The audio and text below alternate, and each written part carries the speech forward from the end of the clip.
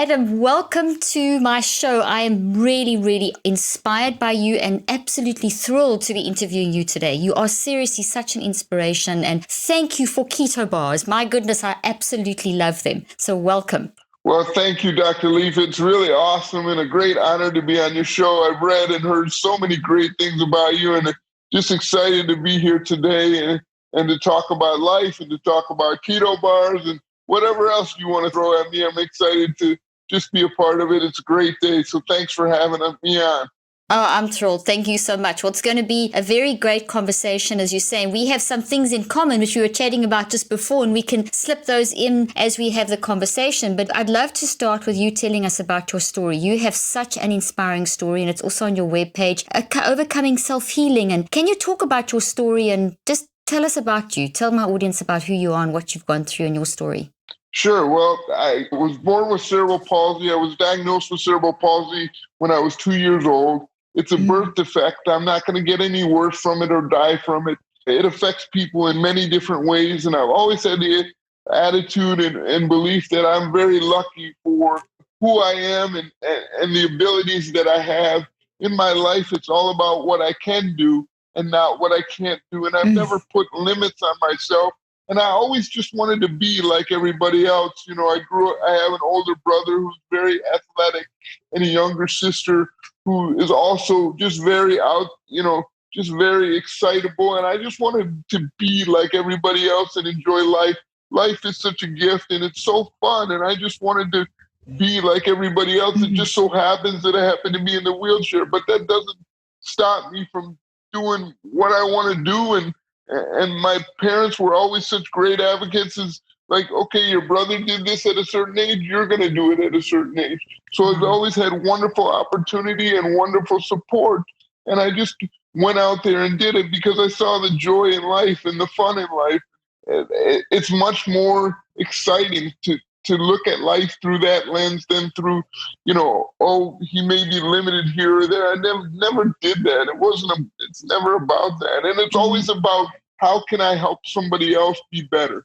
Because you get more love and joy, I think, from giving of yourself and always just thinking about yourself.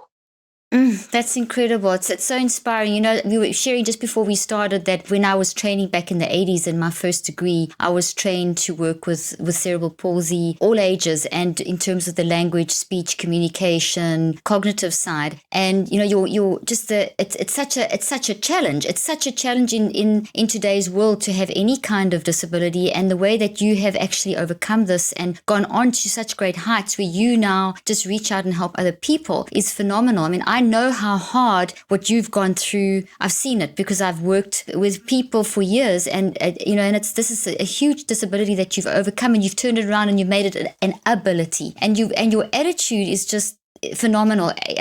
There's a research study. I want to share this with you because you said there it's so much better to be positive than it is to be, and to see things through the excitement and joy of being alive and the gift of life, which is so vital for us to grab hold of. And you've really grabbed a hold of that. There's a study that says that when we focus on basically helping others, even in the midst of what we're going through, when we reach out and just have this idea of helping and listening and caring for others, we improve our own mental and physical healing by factors of up to 68%, which is phenomenal. And that goes for everything, the mind, the body, the whatever. And, you're a picture of that. Your life is a testament to that. And, thank you for that inspiration. And in this day and age with all the things going on, it's just very, very, very, very exciting. Yeah, I mean, nothing makes me happier than doing a nice deed for somebody or seeing a smile on somebody's face, because I know how great it is to see that smile and see that joy. Now, I'm not going to sit up here and say that every day is the greatest day in the world, especially nowadays with what's going on in the world. It's certainly been challenging and unique. And that's where you really have to, in my opinion, look back and really dig into those therapies that have helped you along the way. One of the mantras that I do is talk about what is the best thing that happened today. And that's great. One day at a time, and not try to get too far ahead of yourself, not try to get too behind, but you are human. So you're going to have some of those days that are going to be more challenging than others. And that's where you need to tap into my reserve, so to speak. Whenever I had a challenge or whatever, I would always say to myself, okay, Adam, it's a character builder. You're building your character every single day. And there's a reason why, things happen. And you try to take the positive out of every situation. That's incredible. And that's the mindset, because that's one of the questions I wanted to ask you is the mindset that's actually carrying you forward. That is the mindset that there's something that you can get out of every single day. As you said, it's not just all one big rosy picture. Life is very tough and it's very unique, the situation we're in now. But even in the midst of all of this, one can still look and find the good in the day. That's a big part of what you're doing, which is incredible. How did you find the strength and the courage needed to do what you did? Well, I think it starts at a young age. My parents were huge advocates, and, they were such loving individual people. And, it was all about having fun and putting a smile on your face and just having the mindset that we could do anything that we set our mind to do. And just there was always love there. So there was always confidence. And I always say success breeds success. Positivity breeds positivity. And adversely, if you're looking at the negative side of things, it can snowball it as well. Absolutely. So for me, I really want to stay. And again, we go back to this. It's not going to be hunky-dory every day. I'm a realist. I understand. But again, if you really try to focus on the good in people and the good in what you're doing, that will, you create this kind of aura, this atmosphere around you. And if you inject positivity, more than likely, that's going to go well for you. But it all goes back to your upbringing and the love and just having fun, with life. That's incredible. So it's always like creating a vortex of love around you. And there's so much science behind that too. And science is very spiritual, actually. And, the more that you focus on the positive, the more you grow that in your brain, the more that the environment around you becomes positive. We're wired for love, our brains and bodies. So we actually naturally designed to generate that. So that's really been for you keys, the nurturing that you had. But then you chose, even within that nurturing, you could have chosen to be negative because you have two siblings that are athletes and doing all these things. But you chose not to. You still chose to see the joy every day. So it's a choice that you seem to have made. Well, one of the things that makes me so excited is to be able to watch them succeed. Wow. Because of the unique situation that we're in, I was never a competitor of my brother. I'm his biggest fan. Oh my and gosh, vice versa. Amazing. And the same thing's true with my sister. Nobody gets more excited than me for their success. Oh, that's beautiful. It's just how it is. And like when I was a young kid, I used to love when people used to stare at me because that means they cared and they asked questions. I was just in a situation the other day where I was walking in a park and a young kid had asked me, what are you doing in that chair? And I explained to him, that my legs don't work like yours do. And, so I love that because that means that people care and they want to know. And, I kind of getting back to the bar, I was really, one of the things that really gets me excited about creating Keto Krisp was Keto Krisp is a platform for me to tell our story and inspire people to live healthier lifestyles each and every day and empower them to be successful. And whatever success that may be, whether it's diet, whether it's life, whether it's being a better brother, a better husband, a better wife, whatever it is, just try to do your best every day. That is beautiful. What you just said there, that's just really made me so, really touch you. And you said about the fact that your greatest happiness is when you see the success of your siblings. And that's just beautiful. Just you're their greatest fan. And then you also said how you love it when people look at you because it's a chance that you see them as caring for you and you have a chance to connect and to communicate and for them to learn. That is just phenomenal. What a great way of seeing life. I really feel better just talking to you, really.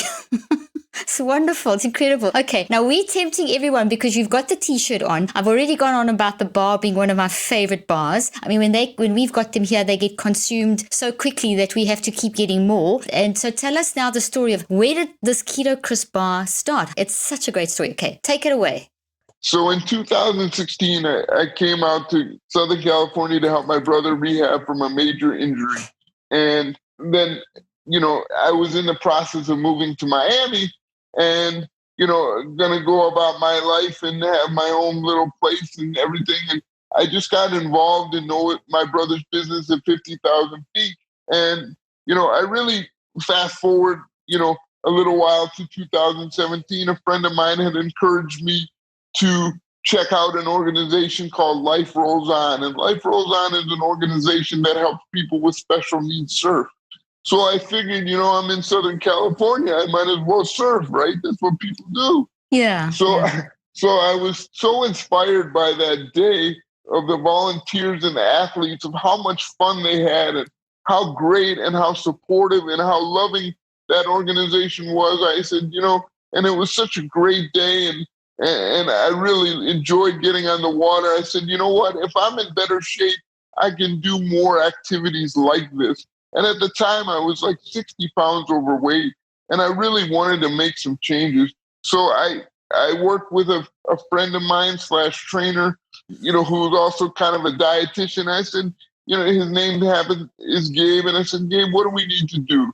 So the first thing we did was we got into the pool and we started exercising daily. And then I saw dramatic changes in my movement and how I felt. And then I said, okay, Gabe, what's the next step? He said, Adam, we got to make changes to your diet. And it's not that I was a junk food eater all day long. It's just I wasn't watching what I was eating. I was eating everything. And I noticed the things that I was putting into my body and taking out were really keto related and low carb, low sugar. And I saw the weight just dramatically fall off. And it really was, I always believe in myself and I never set limits, but even I was pleasantly surprised with how well it was going because you don't burn as many calories as somebody that gets up and walks. Weight was, I wouldn't say always an issue, but always something that I had in the back of my mind because I've always been a foodie. And so given those things that I started losing the weight, low carb, low sugar, and the fact that I've always loved food, I said, you know what, why don't we take a crack at creating a great tasting snack bar? Because I was looking at what was on the market and there really wasn't anything satisfying to me. So we did a small run of 3 flavors and we really wanted to have a diverse group of flavors and textures for people to try. We put it up on ketokrisp.com. We put it up on Amazon. And then literally I would go to stores, tell them the story, give them samples, and here we are today. That's incredible. So, that's in 3, basically over the 2017, you developed Keto Krisp and then you released it onto the market in 2018. Is that correct? 2019, we started. 2019. It took about, 9 months to get everything together. We launched in March of 2019. And yeah, so it's been an incredible ride and super exciting. And again, we focused on the great taste. We focused on clean ingredients because today, now more than ever, Dr. Leaf, people are more aware about what they're putting in their body than ever. Finally, Yes, finally. And they realize the harmful effects of too much sugar, and they realize, that the less carbs that you eat, the better that you can be. But they still demand that great taste because if it doesn't taste great, you're not going to force yourself to eat it. And life is still made to be enjoyed. You don't have to sacrifice, Exactly. I have to tell you, we were one of your first customers because we've been eating Keto Krisp literally since I'll never forget the day that I've got 4 children. One of my daughters brought this bar home and said, you have to taste this bar. And I tell you, we were sold. So, I can't believe it's only a year because it's like, you just see Keto Krisps everywhere now, which is amazing. And they do, that flavors like that almond butter one and the chocolate mint, they are, tell us the different flavors that you've got in the bars. So we've got 3 flavors. We've got almond butter, which is our flagship. That was our number, has been our number one, which I believe you're talking about. And then we've got chocolate raspberry. Just delicious. Mint. Yes. And we have just created or launched a new flavor, which is almond butter chocolate chip. So we've taken almond butter and added a chip on its shoulder. Almond butter chocolate chip. Okay, my family's going to love that one. Almond butter, you added a chip on its shoulder. I love that. Yeah. So when you go into R1, you'll see it there on the big end cap. It's a nice blue. It looks great. We're really excited, and Oh, that's fantastic. it's great. Yes, it's really awesome. That's incredible. So you lost so much weight we also live the keto lifestyle, our whole family. And it's just so incredibly, so good for your brain and your body. And to have a bar though, that is keto, that is actually tasty, so important. Yes, I mean, it's critical. Like I said earlier, if your product doesn't taste good, it can only take you so far. And we really wanted to hone in on the taste and the texture. And, we understand the competitive space of the bar area. We want to transform that area and always providing great taste and be transparent with the ingredients. We always are innovating and see, what's the next thing and what customers are looking to. I think it's really critical in business. Customers to me are always number one, and to be able to listen to what they need and what they're feeling is critical to our success. That's brilliant. That's a principle we should adopt in business, and it's a principle we adopt in science as well. You've got to keep keeping your mind open to keep on learning news, because things never stay the same. But as you say, keeping the customer first and letting their feedback, getting feedback from them is so important. That's incredible. You asked, one of the questions is, what advice I would give to any entrepreneur starting a business. And it really is to listen to, to be aware of your customer, to really understand the world and what's going on around you. It doesn't mean to study everything. You don't have to know everything. No. I certainly don't know everything and will never attest to doing that. Yes, keto has changed my life, and I'm very into keto and following, the principles of keto. I wouldn't say I'm a born expert, but came into it. And what is passionate about this business for me is creating great tasting bars and really inspiring the customer to live their healthiest and best lifestyle, whether it's keto or any other kind of product that they're doing, but just very aware, trying to be very aware and lean on people that have, been there and done that. And really, I find myself constantly taking notes, writing things down on my phone, and just being a real advocate for people, just listening and learning and doing all that I can. Just seeing what's out there. What's out there. So would you say that that's a key skill in entrepreneurship, being aware of the customer's need, tuning into what is needed and constantly updating?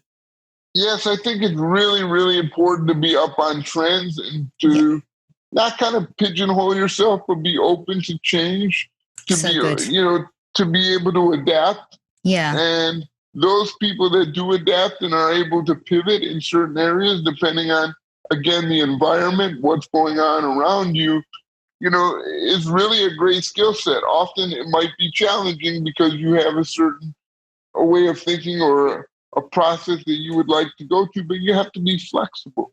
You have to be, stick to your guns and stick to how you feel, but there's a median there. You gotta, you can't be too stubborn. You just gotta kind of go with the flow and always sit back and try to reflect at the end of the day. Okay, what happened today? What things are good? Where do we need to fill in the gaps to make it better, and so on and so forth.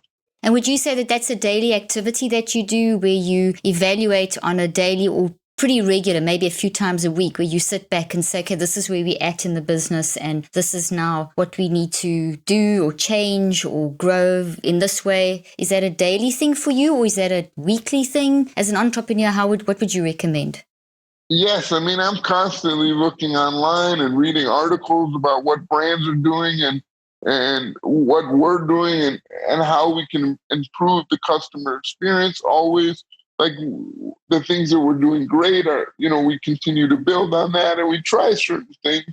And, just to be aware and present, I think, is really critical. But I'm constantly evaluating where we are as a business and how we can get better, and always making suggestions on how, what can be improved, whether it's flavor, texture, packaging, whatever. You're never standing still. You're always moving forward. Always moving forward. And along with that movement, obviously there's going to be times when things don't work, when things fail. What's your advice to people when that happens? Because that's inevitable when you run a business or when you're developing an idea. I've got a laundry list of those, but it's okay to fail because failure always answers other questions too. Yeah, I love that. Mm-hmm. And so you can't be afraid to fail. And I've never been afraid to fail. Obviously it's scary, but every day I try to push myself outside of my comfort zone. And I think that's really how you become successful as an individual, is be willing to take risks, be willing to put yourself out there, have confidence in yourself, lean on people that love you. Again, that positive affirmation is so critical to success. And I just try to do those things every day. Now, again, some days are going to be more challenging than others, and you have to lean into that reserve and all those wonderful experiences that you've had throughout your life to get you through the difficult times, especially now with, what we're going on with the pandemic, and how do we best keep our mental faculties together, because it is certainly challenging. It is challenging. And one of the things that I really try to do is get some sort of physical activity in every day to keep my mind clear from business, from what's going on in the pandemic. Try to get in that physical activity, whether it's 15 minutes a day or an hour. Just try to set some time aside to do, whatever you enjoy doing, whether go for a walk on the beach or a walk on the sidewalk or calling a friend or just doing something that's fun. Take time for yourself. That's so good. So some of your key principles then are: don't be scared to fail, and that you've got that laundry list there, but that's where the lessons are, and that push yourself outside of your comfort zone every day. I love that. So every day, do something to push yourself out of your comfort zone. Constant learning. You're always learning, studying, researching what's going on in the market, and then taking that time for yourself every day, connecting with others every day, doing exercise every day. In terms of being an entrepreneur and growing the business, it's being very tuned into the customer and what the market is needing, and being willing to change. So those are, have I summed that up correctly? Absolutely. I mean, I'm probably missing a few things here or there, but those are my key things that and then ask a lot of questions of your colleagues. Lean on them, ask questions, don't, share ideas. It's all about communication. And, I'm a big believer in that. And you got to have fun. You got to have fun with what you're doing. And we're having a lot of fun with Keto Krisp. I can't thank our teammates enough. And it's just, it's been incredible. That's incredible. So fun is a big component of the relationship in your business, keeping fun and not just all work and no play. So there's a lot of a sort of fun focus. Of course, you got to have fun with what you're doing. Otherwise, it's not worth it. And again, every day is not going to be great, but let's have, 5, 6, 7 days that are fun and let's get after it and get better every day and improve. That's really great. What are some tips that you could give people now that are really struggling with, COVID and the changes in business and the whole change in lifestyle? And, people have got a chance now to think. I mean, I think it's terrible that obviously that what it's done to the economy and illness and the deaths is terrible. But it is a chance for us as humans to take stock and to think differently, because life has changed so much. And you mentioned this as well in terms of people are eating much more aware of healthy eating. And 50 years ago, more or less, people were eating much healthier. And then the whole industrialized movement and the modern American diet came in and people ate so badly. And now there's a swing back towards eating healthy. We saw the same trend happening in people using their minds and mental health, where there was a trend away from thinking deeply and really dealing with your stuff to just kind of medicating things and being very sort of physically focused on the brain and things like that instead of on the human story. And now that's shifting again. So we're seeing this shift, but the pandemic really seems to have pushed us into a point where we as humans are taking stock. We're really thinking a lot, and people are feeling a lot of emotions because they are getting in touch with their emotions because they've got more time to get in touch with their emotions, and things are being triggered. And that's a good thing because they've got to look inside themselves. But that is creating different struggles and business-wise and health-wise. What tips have you got, or what guidance or advice could you give us, and what is your feeling around this whole time that we're in at the moment? It's certainly a challenging time for all of us, and it's something that we never, ever could have planned for or imagined. And it's just, I think the biggest thing is we all need to, it's easier said than done, I know, but we all need to just take a deep breath and just really take it one day at a time. Through adversity, I've found for myself anyway, it's really helpful for me to take things very small and build on them every single day. For example, just plan out your day. When you're struggling mentally, plan out your day and make sure that if you're having trouble or motivation, just make sure that you write things down and get those things on a piece of paper off your mind. Constantly write them down and then get out there and do them, and don't make it too difficult on yourself. Keep it easy, because we've got a lot of uncertainty out there, and uncertainty breeds, a lot of anxiety or a lot of stress. So it's easier, or it's a good idea for me to write things down and to have kind of a goal sheet for the day and say, I'm going to do this, this, and this, and kind of, put it on automatic pilot and force yourself to do it. Force yourself to get out there. Don't get stuck in a rut. Stay positive, lean on your experiences, and hopefully that will work out. And also talk to the people that love you. Go back to family, go back to friends. I say this all the time, how lucky we are to have those wonderful people in our life. And just don't bite off more than you can chew, and just look at it, take it day by day, piece by piece. Write down things that you enjoy doing, things that bring a smile to your face, whatever it is. Look at pictures, watch a movie that you enjoy. These are things that I do all day long to bring me smiles. Go visit, go for a walk or an activity that you like to do. I love that. That's really beautiful. I love what you said there. Get it out of your mind and onto paper. And that's so vital, because I always show these analogies, and I'm going to show you because I know it'll be interesting for you as well, is I always use when I teach do all my stuff, I teach my research on the brain. I show the brain, and then thoughts that and I'm just relating this to the statement that you've made and everything you've just said now, that when we think and feel and choose, we build thoughts. So this is an unhealthy thought. So if we're going to have, this is an analogy obviously, but our thoughts are real things in our brain that look like trees. And if we think toxic, we're just going to build toxic trees, or we can build healthy trees. And what you're saying is that if we're focusing on, that just the toxic, or bad stuff and just the negative, that's what we're going to grow in our brain, because whatever we think about the most will grow. So there's a reality. And then if you think of the healthy grows. So when you said get it out of your brain and onto paper, that's literally what you do. When you're writing it down, you are taking this out, and then you can see, oh gosh, that's how I'm thinking, or that's how I'm thinking, or if that's how I am thinking, then I can change it to that. And you're actually creating real structural change in your brain. So that's that concept, simple concept of get it out of your mind and onto paper is, out of your mind and out of your brain and onto paper, because your mind and your brain are not the same thing, is so powerful. And then the other thing you said, which is so important, is just the little bits that are just 2 or 3 things per day that are simple, that you can achieve and succeed in. That just gives you that boost and that resilience. So those are really fantastic things. So that is amazing. I love that. Keto has helped you mentally and physically. Can you talk a little bit more about that? Taking a keto sort of lifestyle and the keto bars and just the change in your diet. You mentioned a little bit that it has changed. You lost weight. How has it helped you mentally as well? Well, mentally, you certainly feel better because you lost the weight. And again, I talked about it earlier. Weight has always been a unique challenge of mine because of the position that I sit in of being in a chair. And as far as helping me mentally, it has certainly done that. And it just shows, again, that if you set a goal, you can accomplish it by hard work and dedication.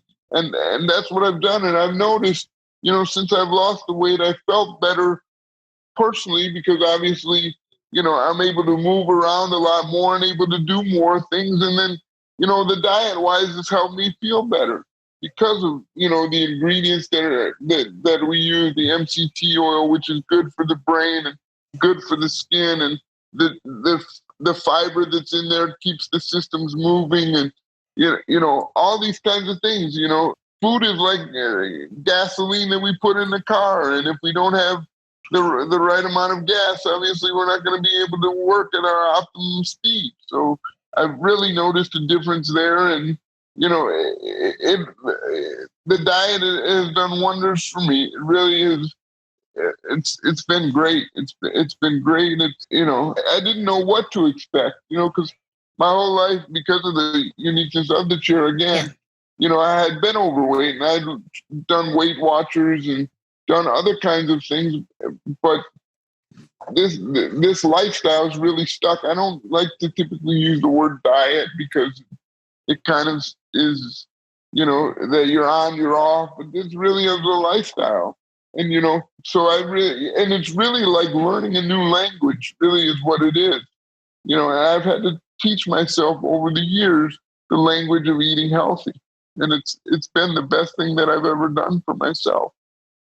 That's incredible. Just through all the challenges, you took that energy that you could have put into a negative direction and then put that in a positive direction and built your company. And so what would you say to someone now who's feeling like life is just terrible? It's just such a struggle. They just feel so crushed, and for whatever reason. What would be something that you would say to them if they were sitting in front of you now? What would you say to someone like that? Because I think there's a lot of people that feel like that at the moment.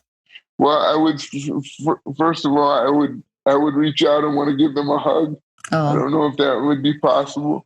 Because I would applaud them for being honest with themselves, and I think you need to be honest with your feelings and communicate that. And often people don't. So I would certainly want to reach out and encourage them and thank them for telling me or us how they actually feel. And then I would ask them, quite simply, what are things that make you happy, or what? Tell me more about that, because people like to, they need to get it out, especially now. So to just be that person that would listen, not necessarily fire off solutions left and right, just be somebody to listen. But I would say, again, just go back in your memory and think about things that excite you or that you've had fun with, or things that you can be proud of, to build on. Let's really take it slow and not make it too difficult or too complicated. We want to keep things simple. Success breeds success. Positivity breeds positivity. And so we want to find those things within everybody, because I truly believe everybody has a special gift. Everyone. So we just need to find that in that person. And, during a pandemic, it's obviously more challenging than not, because we're limited to what we can do. But we can decide how we want to look at life and how we want to run it. And it's up to us to be able to control that. And so, just try to break it down into small pieces and build upon that. I love that. It's up to us to control that, how we're going to, even though we're in a pandemic, it's up to us how we're going to handle that situation. So we can't expect someone else. We're going to have to do something about how we react, which is what is a key issue, isn't it? Yes, but having said that, I also think that it's important to lean on family or friends. Yes, so it's a balance. I feel that, that responsibility of taking it all on someone's self can be a little bit overwhelming at times. And when you're not feeling confident or you have anxiety, that can only exacerbate the issue. So you want to be able to find people that you can lean on, to talk to be a friend. So even your notepad, writing down notes, getting it off your brain and onto paper is critical.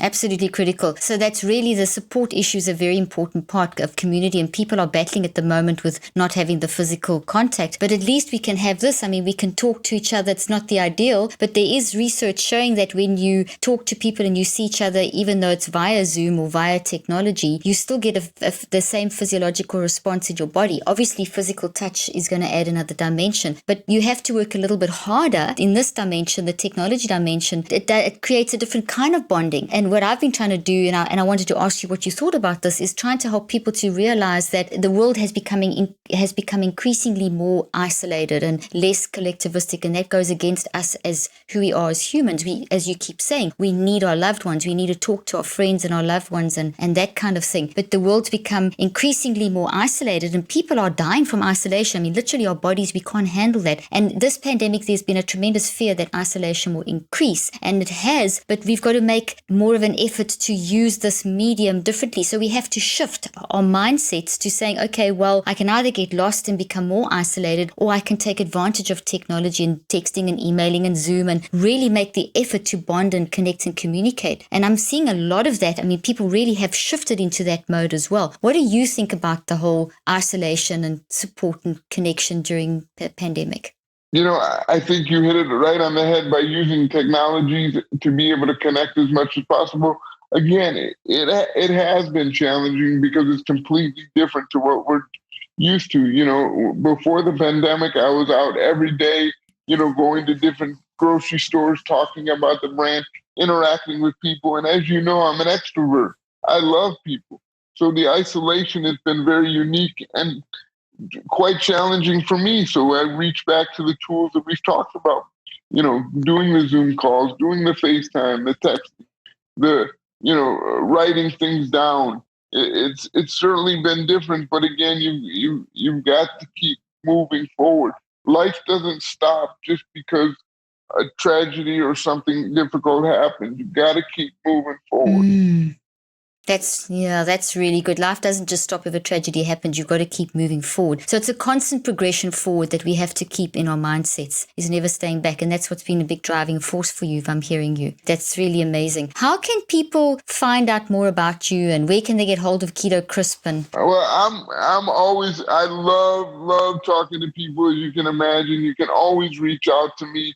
Certainly you can find out about Keto Krisp on our website, ketokrisp.com. We're on Amazon as well. We're in Erewhon, all throughout Southern California. We're in all Whole Foods stores in Southern California.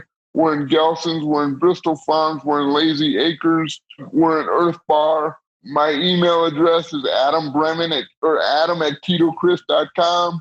I love to interact with customers. Like I said, your listeners have been great. Your followers have been great. I'd love to reach out to them. In fact, today, I've created a discount code for your listeners to try our bars. And I promise, as you know, these bars will blow their mind, and we're excited.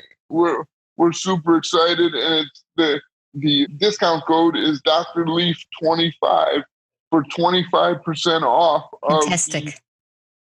of your order. So I thank everybody for the love and support of the brand. Dr. Leaf, you've been fantastic.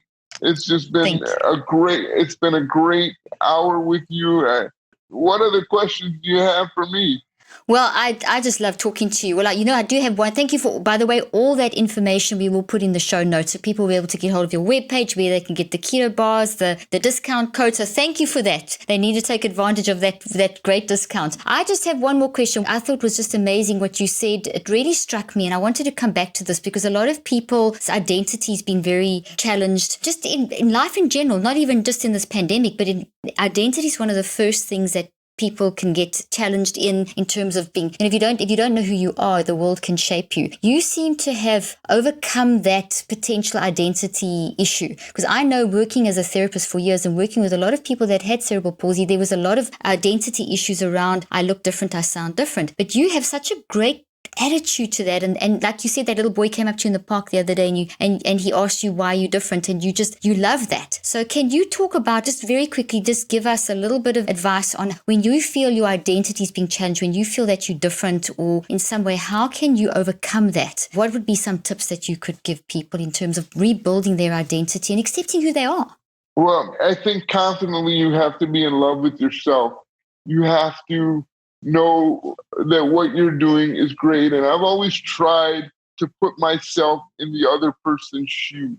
It's never about me. It's always about the other person. Wow. So that really has been, I'm always a big believer in most things in life happen for a reason. And somebody put me here because they knew I could handle the situation. So you have to, for me, I've always embraced who I am because I can't change it. So I applaud it. And yes, would it be easier if I could get up and walk? And yes, would I be able to do more things? Absolutely. But I can't control that. We can only control what we can control. So you got to make the best of it. And I've constantly tried to put myself in other people's shoes. How would they feel? What are they thinking? How can I get to know them? Because remember, my whole life, I've had to depend on other people for help. And so without people, and I'm always grateful nobody put me in the corner. They knew that I was special. They knew that I could do something great given the opportunity. And I am special, not because I'm in the chair, but because of my love and passion for people. And, that's really what's gotten me here today, and it's going to take me places tomorrow. And I'm so grateful for Keto Krisp because it's given us such a great platform, again, to reach so many people, to help in any way, whether it be with diet, whether it be with life. I just want to, I'm always indebted to people, and I'm just so thankful for, to be here, to be in this life. Life is short. We never know. Nothing is promised to us. So we've just got to take every day as a gift and go with it.